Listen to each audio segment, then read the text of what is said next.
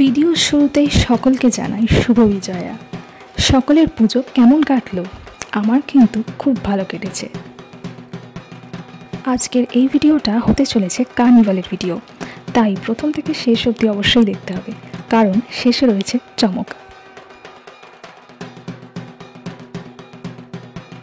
2024 সাল থেকে শুরু হয়েছে শ্রীরামপুরে এমন সুন্দর শোভাযাত্রা, যাকে আমরা কার্নিভাল বলে থাকি।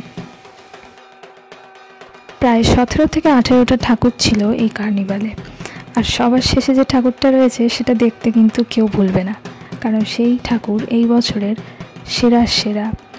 কারণ এমন ভাবনা যার মাথা থেকে এসছে তাকে কুর্নিশ জানাই। সাধারণত দুর্গা ঠাকুর যেমন হয় সেরকম আমরা প্রত্যেকেই দেখে থাকি, কিন্তু মাধব দুর্গা এই প্রথমবার, তাও আবার শ্রীরামপুরে। প্রত্যেকটি ঠাকুর খুব সুন্দরভাবে সুসজ্জিত হয়ে শোভাযাত্রায় বেরিয়েছিল এবং আমরা সকলে মিলে খুব এনজয় করে এই সুন্দর কার্নিভাল উপভোগ করেছি। এই ঠাকুরটি উচ্চতায় সব থেকে বড় এবং এটি রিষড়ার একটি ঠাকুর এবং এরপরেই রয়েছে মাধব দুর্গা।